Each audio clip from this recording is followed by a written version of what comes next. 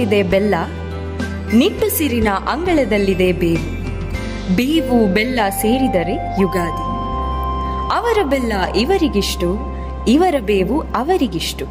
ಹಂಚುವುದು ಕಾಲದ ಕೈ, ಅವರಿಗೆ ತಾಳುನಿ ಇರುವಷ್ಟು. ಆಳ್ವಾಸ್ ಮೃದಂನ ಸಮಸ್ತ ಕೇಳುಗರಿಗೆ ಯುಗಾದಿ ಹಬ್ಬದ ಹಾರ್ದಿಕ ಶುಭಾಶಯಗಳನ್ನು ತಿಳಿಸುತ್ತಾ, ಆಳ್ವಾಸ್ ಮೃದಂನ 49ನೇ ಸಂಚಿಕೆಗೆ ನಿಮ್ಮನ್ನೆಲ್ಲರನ್ನ ಬರಮಾಡಿಕೊಳ್ತಿರೋದು ನಾನು ಕೃಷ್ಣಪ್ರಿಯ. ನನ್ನ ಜೊತೆ ಇದ್ದಾರೆ ಶಶಾಂಕ್ ತಾಳೂರ್ ಹಿರೇಮಠ್. ನಮಸ್ತೆ ಶಶಾಂಕ್. ನಮಸ್ತೆ ಭಟ್ರೆ. ಮತ್ತೆ ಆಳ್ವಾಸ್ನಲ್ಲಿ ಏನೆಲ್ಲ ನಡೀತಾ ಇದೆ? ಸಾಧನ ಕೋಚಿಂಗ್ ಸೆಂಟರ್ ಬಗ್ಗೆ ವಿಷಯ ಗೊತ್ತಾಯ್ತಾ ನಿಂಗೆ? ಇಲ್ವಲ್ಲ. ಹಂಗಿದ್ರೆ ಕೇಳೀಗ. ನುಡಿ ಸಿರಿ ವಿರಾಸತ್ ಮೂಲಕ ಕನ್ನಡ ನಾಡು, ನುಡಿ, ಭಾಷೆ, ಸಂಗೀತ ಕಲಾ ಪ್ರಕಾರಗಳ ಅಭಿವೃದ್ಧಿಗಾಗಿ ದುಡಿಯುತ್ತಿರುವ ನಾಡಿನ ಉದ್ದಗಲಕ್ಕೂ ಸಾಂಸ್ಕೃತಿಕ ವಲಯದಲ್ಲಿ ಹೆಸರಾಗುವುದು ಮಾತ್ರವಲ್ಲದೆ ಶಿಕ್ಷಣ ಕ್ಷೇತ್ರದಲ್ಲೂ ತನ್ನದೇ ಆದ ಛಾಪು ಮೂಡಿಸಿ ರಾಜ್ಯಾದ್ಯಂತ ಅತ್ಯುನ್ನತ ರ್ಯಾಂಕ್ಗಳನ್ನು ಪಡೆಯುತ್ತಿದ್ದ ಆಳ್ವಾಸ್ ಶಿಕ್ಷಣ ಪ್ರತಿಷ್ಠಾನ ಪ್ರತಿಭಾನ್ವಿತ ವಿದ್ಯಾರ್ಥಿಗಳಿಗೆ ನಾಗರಿಕ ಸೇವೆಗಳ ಸ್ಪರ್ಧಾತ್ಮಕ ಪರೀಕ್ಷೆಗಳ ತರಬೇತಿ ನೀಡುವ ನಿಟ್ಟಿನಲ್ಲಿ ಸಾಧನಾ ಕೋಚಿಂಗ್ ಕೇಂದ್ರದ ಜೊತೆ ಮಹತ್ವದ ಒಡಂಬಡಿಕೆ ಮಾಡಿಕೊಂಡಿತ್ತು. ಒಳ್ಳೆ ವಿಚಾರನೆ. ಆಳ್ವಾಸ್ನಲ್ಲಿ IAS IPS ಆಕಾಂಕ್ಷಿಗಳಿಗೆ ಉತ್ತಮ ವೇದಿಕೆ ನೀಡಿದಂಗಾಯ್ತು. ಖಂಡಿತವಾಗಿಯೂ. ಅದು ಸರಿ, ನಮ್ಮ ಕಾಲೇಜಿನ ವಿದ್ಯಾರ್ಥಿಗಳು ರಾಜ್ಯ ಮಟ್ಟ ಮತ್ತು ರಾಷ್ಟ್ರ ಮಟ್ಟದ ಫೆಸ್ಟ್ಗಳಲ್ಲಿ ಭಾಗಿಯಾಗಿದ್ರಲ್ಲ, ಅವ್ರ ಕತೆ ಏನಾಯ್ತು? ಅದೇ ಹೇಳ್ಬೇಕು ಅಂತ ಬಂದೆ. ವಿಶ್ವೇಶ್ವರ ತಾಂತ್ರಿಕ ವಿಶ್ವವಿದ್ಯಾಲಯ ಬೆಳಗಾಂ ಮತ್ತು ಚಿಕ್ಕಬಳ್ಳಾಪುರದ SJC ತಾಂತ್ರಿಕ ಮಹಾವಿದ್ಯಾಲಯದ ಸಂಯುಕ್ತ ಆಶ್ರಯದಲ್ಲಿ ಇತ್ತೀಚೆಗೆ ನಡೆದ 23ನೇ VTU ಯುವ ಜನೋತ್ಸವದಲ್ಲಿ ರಂಗಭೂಮಿ ವಿಭಾಗದ ಸ್ಪರ್ಧೆಯಲ್ಲಿ ಮೂಡುಬಿದ್ರೆ ಆಳ್ವಾಸ್ ತಾಂತ್ರಿಕ ಕಾಲೇಜಿನ ವಿದ್ಯಾರ್ಥಿಗಳು ಅಭಿನಯಿಸಿದ ಡಾಕ್ಟರ್ ಜೀವನ್ ರಾಮ್ ಸುಳ್ಯ ನಿರ್ದೇಶನದ ಬರ್ಬರಿಕ ನಾಟಕ ಪ್ರಥಮ ಪ್ರಶಸ್ತಿಯನ್ನು ಪಡೆದಿದೆ. ಇಷ್ಟಲ್ಲದೆ ಪಂಜಾಬ್ ರಾಜ್ಯದ ಲುಧಿಯಾನದ ಕೃಷಿ ವಿಶ್ವವಿದ್ಯಾಲಯದಲ್ಲಿ ನವದೆಹಲಿಯ ಭಾರತೀಯ ವಿಶ್ವವಿದ್ಯಾಲಯದ ಒಕ್ಕೂಟದ ಆಶ್ರಯದಲ್ಲಿ ಮಾರ್ಚ್ 26ರಿಂದ ಏಪ್ರಿಲ್ 1ರವರೆಗೆ ನಡೆದ 37ನೇ ರಾಷ್ಟ್ರೀಯ ಅಂತರ್ ವಿಶ್ವವಿದ್ಯಾಲಯ ಯುವ ಜನೋತ್ಸವದಲ್ಲಿ ಮಂಗಳೂರು ವಿಶ್ವವಿದ್ಯಾಲಯವನ್ನು ಪ್ರತಿನಿಧಿಸಿದ ಆಳ್ವಾಸ್ ಕಾಲೇಜಿನ ತಂಡವು ಪ್ರದರ್ಶಿಸಿದ ಏಕದಶಾನನ ದ್ವಿತೀಯ ರಾಷ್ಟ್ರೀಯ ರಂಗ ಪ್ರಶಸ್ತಿಗೆ ಪಾತ್ರವಾಗಿದೆ. ಇಷ್ಟಲ್ಲದೆ ಜನಪದ ವಾದ್ಯ ಮೇಳ ಹಾಗೂ ತಾಳವಾದ್ಯೇತರ ವಿಭಾಗಗಳಲ್ಲೂ ದ್ವಿತೀಯ ರಾಷ್ಟ್ರೀಯ ಪ್ರಶಸ್ತಿಗೆ ಪಾತ್ರವಾಗಿದೆ. ಶಬಾಷ್, ಮೆಚ್ಚಬೇಕಾದದ್ದು. ಹೌದಲ್ವಾ? ಶಶಾಂಕ್, ಎಲೆಕ್ಷನ್ ಹತ್ರ ಬಂತಲ್ವಾ, ಊಟ ಆಗುವ ಪ್ಲಾನ್ ಉಂಟಾ ಹೇಗೆ? ಹಾಕ್ದೇ ಇರ್ತೀವ? ಅದೇ ಗತ್ಲೆ ನಮ್ಮ ಕಾಲೇಜಲ್ಲಿ ಮತದಾನ ಜಾಗೃತಿ ಕಾರ್ಯಕ್ರಮ ಕೂಡ ನಡೆಯಿತು. ಪ್ರಜಾಪ್ರಭುತ್ವದ ಬಲು ದೊಡ್ಡ ಹಬ್ಬವಾದ ಚುನಾವಣೆಯಲ್ಲಿ ನಮ್ಮ ಕರ್ತವ್ಯವನ್ನು ಪಾಲನೆ ಮಾಡುವುದು ತುಂಬಾ ಮುಖ್ಯ ಎಂದು ಮಾದರಿ ನೀತಿ ಸಂಹಿತೆ ಅಧಿಕಾರಿ KE ಜೈರಾಮ್ ಹೇಳಿದರು. ಏಪ್ರಿಲ್ 26ರಂದು ನಡೆಯುವ ಚುನಾವಣೆಯಲ್ಲಿ ನಿಮ್ಮ ಮತ ಚಲಾಯಿಸಿ, ನಿಮ್ಮ ಹಕ್ಕನ್ನು ಚಲಾಯಿಸಿ. ನೀವು ಅಷ್ಟೇ ಅಲ್ಲದೆ ನಿಮ್ಮ ನೆರೆಹೊರೆಯವರನ್ನು, ಸ್ನೇಹಿತರನ್ನು, ಬಂಧು ಬಳಗದವರನ್ನು ಚುನಾವಣೆಯಲ್ಲಿ ಕಡ್ಡಾಯವಾಗಿ ಮತ ಚಲಾಯಿಸಲು ತಿಳಿಸಿ ಹೇಳಿ ಎಂದರು. ಹೌದು, ನಮ್ಮ ಮತ ನಮ್ಮ ಹಕ್ಕು. ಪಾಡ್ಕಾಸ್ಟ್ ಕೇಳ್ತಿರುವ ಎಲ್ಲ ಕೇಳುಗರೆ, ನೀವು ಸಹ ತಪ್ಪದೆ ಮತದಾನ ನೀಡಿ ಎನ್ನುವುದೇ ನಮ್ಮ ಕೋರಿಕೆ. ಭಟ್ರೆ, ಅಂದಹಾಗೆ ಮೊನ್ನೆ ಗ್ರಾಜ್ಯುಯೇಷನ್ ಡೇ ನಡೀತಂತೆ. ನಾನು ಬರ್ಲಿಕ್ಕೆ ಆಗಲಿಲ್ಲ. ಏನೆಲ್ಲ ಆಯ್ತು? ಹೌದು, KV ಸುಬ್ಬಣ್ಣ ಬಯಲು ರಂಗಮಂದಿರದಲ್ಲಿ ಏಪ್ರಿಲ್ 6ರಂದು 2023ರಲ್ಲಿ ಉತ್ತೀರ್ಣರಾದ ವಿದ್ಯಾರ್ಥಿಗಳಿಗೆ ಗ್ರಾಜ್ಯುಯೇಷನ್ ಡೇ ಆಯೋಜಿಸಲಾಯಿತು. ಆಳ್ವಾಸ್ ಶಿಕ್ಷಣ ಪ್ರತಿಷ್ಠಾನ ಅಧ್ಯಕ್ಷರಾದ ಡಾಕ್ಟರ್ ಎಂ ಮೋಹನ್ ಆಳ್ವರ ಅಧ್ಯಕ್ಷತೆಯಲ್ಲಿ ದೆಹಲಿಯ AICTE ಅಧ್ಯಕ್ಷರಾದ ಪ್ರೊಫೆಸರ್ TG ಸೀತಾರಾಮ್ ಮುಖ್ಯ ಅತಿಥಿಗಳಾಗಿ ಆಗಮಿಸಿ ವಿದ್ಯಾರ್ಥಿಗಳಿಗೆ ಪದವಿ ಪತ್ರ ವಿತರಿಸಿದರು. ಓಹೋ, ನಾವು ಮುಂದಿನ ವರ್ಷ ಅದೇ ಸಾಲಲ್ಲಿ ಕೂತಿರ್ತೀವಲ್ಲ. ಹೌದು. ಇಷ್ಟೆಲ್ಲ ಆಳ್ವಾಸ್ ಸುದ್ದಿಗಳು. ಅಂದ ಹಾಗೆ ಭಟ್ರೆ, ನಿಮಗೆ ಲಾವಣಿ ಪದಗಳನ್ನು ಕೇಳೋ ಅಭ್ಯಾಸ ಇದೆಯಾ?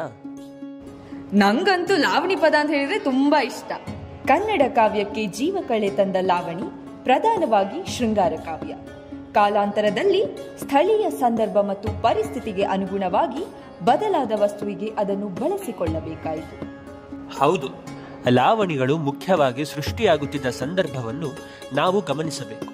ಶ್ರೀಸಾಮಾನ್ಯರನ್ನೇ ಪ್ರಧಾನ ಭಿತ್ತಿಯಾಗಿ ಪಡೆದುಕೊಂಡ ಈ ರಚನೆಗಳು ಅವರ ಬದುಕಿನ, ಸ್ವಭಾವದ ಮತ್ತು ಚಲನಶೀಲತೆಯ ಒಂದು ಧ್ವನಿಯಾಗಿ ಹರಿದು ಬರುತ್ತವೆ.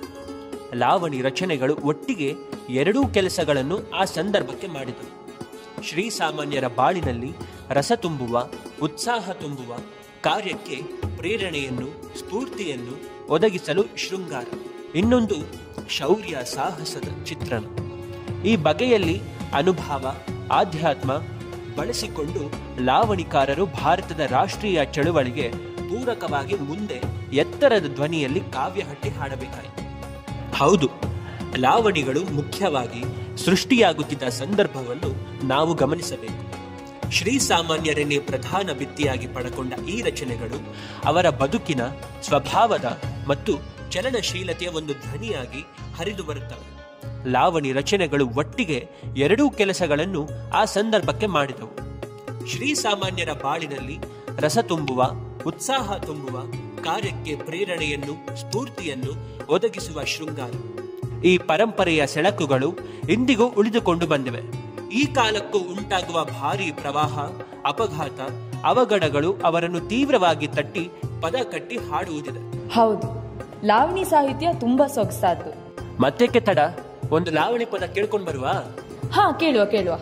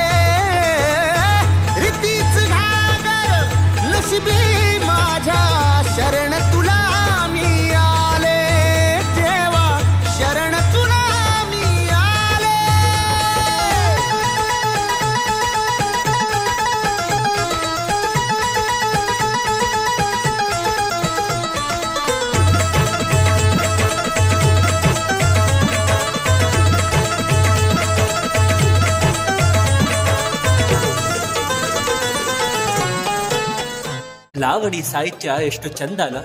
ಹೌದು, ನಿಜವಾಗಿಯೂ. ಅಲ್ಲ ಭಟ್ರೆ, ಈ ಸಂಚಿಕೆಯ ಪಿನಾಕಲ್ ಪರ್ಫಾರ್ಮರ್ಸ್ ಭಾಗನೇ ಮರ್ತ್ಬಿಟ್ರಿ. ನಾನ್ ಮರ್ತಿಲ್ಲ, ನಾನ್ ರೆಡಿ ಇದ್ದೇನೆ. ಕೇಳುಗರೆ, ನೀವು ರೆಡಿ ಇದ್ದೀರಾ? ಈ ಸಂಚಿಕೆಯ ವಿಶೇಷ ಪಿನಾಕಲ್ ಪರ್ಫಾರ್ಮರ್, ಹಲವು ಪ್ರಥಮಗಳ ನಾಯಕ ಸುಬ್ಬಯ್ಯ ನಾಯ್ಡು. ರಂಗಭೂಮಿಯ ಮೂಲಕ ಅಖಂಡ ಕರ್ನಾಟಕದ ಕನಸು ಕಂಡ ಹಲವು ರಂಗಚೇತನಗಳು ಕನ್ನಡ ರಂಗಭೂಮಿ ನಡೆದು ಬಂದ ದಾರಿಯಲ್ಲಿ ಕಾಣಿಸುತ್ತಾರೆ. ಹಂದಿಗನೂರು ಸಿದ್ದರಾಮಪ್ಪ, ಪೀರ್ ಮೊಹಮ್ಮದ್ ಸಾಹೇಬರು, ಗುಬ್ಬಿ ವೀರಣ್ಣ, ಗರುಡ ಸದಾಶಿವರಾಯರು, ಏಣಗಿ ಬಾಳಪ್ಪ, ಹೀಗೆ ಕಲೆಯನ್ನೇ ಕನ್ನಡದ ಕಾಯಕವನ್ನಾಗಿ ನೆಚ್ಚಿದ ಹಿರಿಯರು ಒಬ್ಬಿಬ್ಬರಲ್ಲ. ಇದೇ ಸಾಲಿಗೆ ಸೇರುವ ಎಂ.ವಿ. ಸುಬ್ಬಯ್ಯ ನಾಯ್ಡು ರಂಗಭೂಮಿ ಮಾತ್ರವಲ್ಲದೆ ಸಿನಿಮಾ ಕ್ಷೇತ್ರದಲ್ಲೂ ಗುರುತಿಸಿಕೊಂಡ ವಿಶಿಷ್ಟ ಪ್ರತಿಭೆ. ಕನ್ನಡ ಚಲನಚಿತ್ರ ಕ್ಷೇತ್ರದ ಆರಂಭಿಕ ಕಾಲದಲ್ಲಿಯೇ ಅದಕ್ಕೆ ಭದ್ರ ಬುನಾದಿ ಹಾಕಲು ಪ್ರಯತ್ನಿಸಿ ಸಫಲರಾದ ಶಕಪುರುಷರು. ಸುಬ್ಬಯ್ಯ ನಾಯ್ಡು ಜನಿಸಿದ್ದು ಮೈಸೂರು ಜಿಲ್ಲೆಯ ಮಾದಲಾಪುರದಲ್ಲಿ. ಬಾಲ್ಯದಲ್ಲಿಯೇ ತಂದೆಯ ನಿಧನಾನಂತರ ಹೆಗ್ಗಡೆ ದೇವನ ಕೋಟೆಯ ಸೋದರ ಮಾವನ ಮನೆಯಲ್ಲಿ ಎಮ್ಮೆ ಕಾಯುವ ಕೆಲಸ ಸೇರಿಕೊಂಡರು. ಅಲ್ಲಿನ ಸಂಕಟ ನೋವು ತಾಳಲಾರದೆ ಮೈಸೂರಿಗೆ ಬಂದು ಹಲವಾರು ಕಡೆಗಳಲ್ಲಿ ದಿನಗೂಲಿ ಕೆಲಸ ಮಾಡಿದರು. ಬಿಡುವಿನ ಸಮಯದಲ್ಲಿ ಗರಡಿ ಮನೆಯಲ್ಲಿ ಬೆವರು ಸುರಿಸಿದರು. ಕುಸ್ತಿ ಪಂದ್ಯಗಳಲ್ಲಿ ಬಹುಮಾನಗಳನ್ನು ಪಡೆದರು. ಮುಂದೆ ಮೈಸೂರಿನಲ್ಲಿ ನಟ ಸಂಗೀತಕಾರನೆಂದು ಪ್ರಸಿದ್ಧರಾಗಿದ್ದ ಎಂ.ವಿ. ಮಾದಪ್ಪನವರ ಹತ್ತಿರ ಅಭಿನಯ ಮತ್ತು ಸಂಗೀತ ಹೇಳಿಸಿಕೊಂಡರು. ಸಂಗೀತ ಅಭಿನಯದ ತರಬೇತಿ ಪಡೆದ ನಂತರ ಮೈಸೂರಿನ ಶಾಕುಂತಲ ಕಂಪನಿ, ತುಮಕೂರಿನ ಮನೋಹರ ನಾಟಕ ಮಂಡಳಿ, ಗುಬ್ಬಿ ಕಂಪನಿಗಳಲ್ಲಿ ಅಭಿನಯಿಸಿ ರಂಗಭೂಮಿಯ ಒಳಹೊರವನ್ನು ಅರಿತುಕೊಂಡರು. ಗುಬ್ಬಿ ವೀರಣ್ಣನವರು ತಯಾರಿಸಿದ ಮೂಕಿ ಚಿತ್ರ ಇಸ್ ಲವ್ ಅಫೇರ್ನಲ್ಲಿ ಪ್ರಮುಖ ಪಾತ್ರ ವಹಿಸಿದ್ದ ನಾಯ್ಡುರವರು ಮುಂದೆ ಕನ್ನಡದ ಮೊದಲ ವಾಕ್ ಚಿತ್ರ ಸತಿ ಸುಲೋಚನ, 1934ರಲ್ಲಿ ಬಿಡುಗಡೆಯಾದ ಈ ಚಿತ್ರದಲ್ಲಿ ಅಭಿನಯಿಸುವ ಅವಕಾಶ ಪಡೆದು ಕನ್ನಡ ಚಿತ್ರರಂಗದ ಮೊದಲ ನಾಯಕ ನಟರೆಂದು ದಾಖಲೆ ನಿರ್ಮಿಸಿದರು. ಇದೇ ಚಿತ್ರದಲ್ಲಿ ಮಂಡೋದರಿಯ ಪಾತ್ರ ನಿರ್ವಹಿಸಿದ್ದ ಪ್ರತಿಭಾವಂತ ನಟಿ ಲಕ್ಷ್ಮೀಬಾಯಿಯವರನ್ನು ನಾಯ್ಡುರವರು ಮದುವೆಯೂ ಆದರು. ಇನ್ನೋರ್ವ ನಟಿ ಮತ್ತು ಲಕ್ಷ್ಮೀಬಾಯಿಯವರ ಸೋದರಿ ಕಮಲಾಬಾಯಿಯವರನ್ನು ನಾಗೇಂದ್ರ ರಾಯರು ಮದುವೆಯಾದರು. ನಾಯ್ಡು ರಾಯರು 17 ವರ್ಷಗಳ ಕಾಲ ಶ್ರೀ ಸಾಹಿತ್ಯ ಸಾಮ್ರಾಜ್ಯ ನಾಟಕ ಮಂಡಳಿಯ ಮೂಲಕ ಅನೇಕ ರಂಗ ಪ್ರಯೋಗಗಳನ್ನು ಮಾಡುತ್ತಾ ಕಲಾರಸಿಕರ ಮನದಲ್ಲಿ ಶಾಶ್ವತ ಸ್ಥಾನಗಿಟ್ಟಿಸಿಕೊಂಡು ಕೊನೆಯಲ್ಲಿ ಬೇರೆಯಾದರು. ಅನೇಕ ಕಾರಣಗಳಿಂದ ಬೇರೆಯಾದರೂ ಸಹ ಹಲವಾರು ಚಲನಚಿತ್ರಗಳನ್ನು ಪ್ರತಿಭಾನ್ವಿತರಿಬ್ಬರು ಪಾಲುದಾರಿಕೆಯಲ್ಲಿ ನಿರ್ಮಿಸಿದ್ದು ವಿಶೇಷ. ಹಾಗೆ ನಿರ್ಮಾಣಗೊಂಡ ವಸಂತ ಸೇನಾ ಚಿತ್ರದಲ್ಲಿ ಸುಬ್ಬಯ್ಯ ನಾಯ್ಡು ಅವರು ಚಾರುದತ್ತನ ಪಾತ್ರ ನಿರ್ವಹಿಸಿದರೆ ಅರಿನ್ನಾರ್ ಶಕಾರನ ಪಾತ್ರದಲ್ಲಿ ಮಿಂಚಿದರು. ಮುಂದೆ ಎವಿಎಂ ಕಂಪನಿಯ ಸಹಕಾರದೊಂದಿಗೆ ತಯಾರಾಗಿ ಇತಿಹಾಸ ನಿರ್ಮಿಸಿದ ಹರಿಶ್ಚಂದ್ರ ಚಿತ್ರದಲ್ಲಿ ವಿಶ್ವಾಮಿತ್ರ ಮತ್ತು ಹರಿಶ್ಚಂದ್ರ ಪಾತ್ರಗಳನ್ನು ಜನಪ್ರಿಯವಾಗುವುದಕ್ಕೆ ಇಬ್ಬರು ಪ್ರತಿಭಾವಂತರ ಪೈಪೋಟಿಯ ಅಭಿನಯ ಕಾರಣವಾಯಿತು. ಮಹಾತ್ಮ ಕಬೀರ ಚಿತ್ರವು ಪ್ರತಿಭಾ ಸಂಪನ್ನರಿಬ್ಬರು ಒಟ್ಟಾಗಿ ಮಾಡಿದ ಕೊನೆಯ ಚಿತ್ರ. ರಾಯರ ನಿರ್ದೇಶನದಲ್ಲಿ ನಾಯ್ಡು ಅವರು ಕಬೀರನಾಗಿ ಅಭಿನಯಿಸಿದ್ದರು. ಮುಂದೆ ಸ್ವತಂತ್ರವಾಗಿ ನಾಯ್ಡು ಅವರು ಭಕ್ತ ಪ್ರಹ್ಲಾದ ಚಿತ್ರವನ್ನು ನಿರ್ಮಿಸಿದಾಗ ಅವರು ಹಿರಣ್ಯಕಶಿಪು ಪಾತ್ರದಲ್ಲಿ ಹಾಗೂ ಅವರ ಪುತ್ರ ಲೋಕೇಶ್ ಪ್ರಹ್ಲಾದನ ಪಾತ್ರದಲ್ಲಿ ತಮ್ಮ ಪ್ರತಿಭೆಯನ್ನು ಮೆರೆದಿದ್ದರು. ಪ್ರತಿಭಾವಂತ ಹೊಸಬರಿಗೆ ಅವಕಾಶವನ್ನು ನೀಡುತ್ತಿದ್ದ ನಾಯ್ಡುರವರು ವರನಟ ಡಾಕ್ಟರ್ ರಾಜ್ಕುಮಾರರ ಆರಂಭಿಕ ದಿನಗಳಲ್ಲಿ ರಂಗಭೂಮಿಯಲ್ಲಿ ದೊಡ್ಡ ಪಾತ್ರಗಳನ್ನು ನೀಡಿ ಅವರ ಪ್ರತಿಭೆಗೆ ಕನ್ನಡಿ ಹಿಡಿದವರಲ್ಲಿ ಪ್ರಮುಖರು. ಸದಾ ಕ್ರಿಯಾಶೀಲ ಮತ್ತು ಪ್ರಯೋಗಶೀಲರಾಗಿದ್ದ ಅವರು ಶ್ರೀರಾಮ ಜನನ ಎಂಬ ನಾಟಕ ಪ್ರದರ್ಶನಕ್ಕಾಗಿ ಆಗಿನ ಕಾಲದಲ್ಲಿಯೇ ಚಲಿಸುವ ರಂಗವೇದಿಕೆಯನ್ನು ನಿರ್ಮಿಸಿ ರಸಿಕ ಪ್ರೇಕ್ಷಕರಲ್ಲಿ ಅಚ್ಚರಿ ಮೂಡಿಸಿದ್ದರು. ಬದಲಾದ ಜನರ ಅಭಿರುಚಿಯನ್ನು ಅರಿತುಕೊಳ್ಳದ ಮಾಡಿದ ಅಪಾರ ಖರ್ಚೆಲ್ಲವೂ ಹೊಳೆಯಲ್ಲಿ ಹುಣಸೆಯನ್ನು ತೊಳೆದಂತಾಗಿ ಹೆಚ್ಚಿನ ನಷ್ಟ ಅನುಭವಿಸಿದ್ದು ಬೇರೆಯದೇ ಕತೆ. ಅದೇ ಸಮಯದಲ್ಲಿ ಮಂಡ್ಯದಲ್ಲಿ ಕಂಪನಿ ಕ್ಯಾಂಪ್ ಮಾಡಿದಾಗ ಹೃದಯಾಘಾತದಿಂದ ಜುಲೈ 21, 1962ರಲ್ಲಿ ಸುಬ್ಬಯ್ಯ ನಾಯ್ಡು ನಿಧನರಾದರು. ಅವರ ಸಂಗಾತಿ ಲಕ್ಷ್ಮೀಬಾಯಿ ಅವರು ತಮ್ಮ ಪತಿಯೊಂದಿಗೆ ಅದೇ ಕ್ಷಣದಲ್ಲಿ ಸಾವಿಗೀಡಾದರು.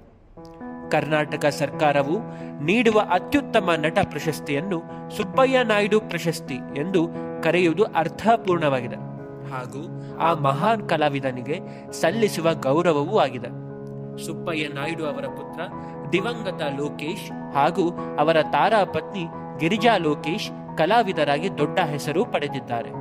ನಾಯ್ಡುರವರ ಮೊಮ್ಮಕ್ಕಳಾದ ಸೃಜನ್ ಲೋಕೇಶ್ ಮತ್ತು ಪೂಜಾ ಲೋಕೇಶ್ ಅವರು ಸಹ ರಂಗಭೂಮಿ ಚಲನಚಿತ್ರ ಕಿರುತೆರೆಯಲ್ಲಿ ಕಲಾವಿದರಾಗಿ ಗುರುತಿಸಿಕೊಂಡಿದ್ದಾರೆ.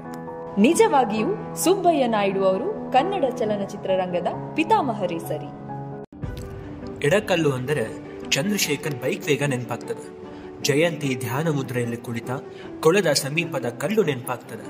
ಪುಟ್ಟಣ್ಣ ಕಣ್ಗಳವರ ಎಡಕಲ್ಲು ಗುಡ್ಡದ ಮೇಲೆ ಚಿತ್ರ ಆ ಮಟ್ಟಿಗೆ ಹೆಸರು ಗಳಿಸಿತ್ತು. ಚಂದ್ರಶೇಖರ್ ಮತ್ತು ಜಯಂತಿ ಅಭಿನಯಿಸಿದ ಆ ಚಿತ್ರದ ದೃಶ್ಯಗಳು 40 ವರ್ಷಗಳ ನಂತರವೂ ಜೀವಂತ. ಹಾಗಿದ್ದರೆ ಆ ಎಡಕಲ್ಲು ಎಲ್ಲಿದೆ? ಹೇಗಿದೆ ಆ ಬೆಟ್ಟ? ಏನು ವಿಶೇಷ? ಮಲಯಾಳಂನಲ್ಲಿ ಎಡಕಲ್ಲು ಎಂದರೆ ನಡುವೆ ಎಂದರ್ಥ. 2 ಕಲ್ಲುಗಳ ನಡುವೆ ಎಂದು ವ್ಯಾಖ್ಯಾನಿಸಬಹುದು. ಕನ್ನಡದಲ್ಲಿ 2 ಕಲ್ಲುಗಳು ಒಂದಾಗಿ ಎಡಕಲ್ಲಾಗಿರಬಹುದು. ಅಂದಹಾಗೆ ಶ್ರೀರಾಮ ಶೂರ್ಪನಖಿಯನ್ನು ಕೊಂದಿದ್ದು ಇಲ್ಲಿ ಎಂಬ ಕಥೆ ಇದ್ದರೆ, ರಾಮನ ಮಕ್ಕಳಾದ ಲವ ಮತ್ತು ಕುಶರು ಬಿಟ್ಟ ಬಾಣದಿಂದ ಕಲ್ಲುಗಳ ನಡುವೆ ಗುಹೆ ಹುಟ್ಟಿತು ಎಂದು ಹೇಳಲಾಗುತ್ತಿದೆ. ಮಲಬಾರ್ನ ಮಹಾಮಾಂತ್ರಿಕ ಕುಟ್ಟಿಚಾತನ್ನ ಆರಾಧಿಸುತ್ತಿದ್ದ ಮುದಿಯಾಂಪಿಲಿ ದೇವಿ ಇಲ್ಲೇ ಇದ್ದಿದ್ದಂತೆ.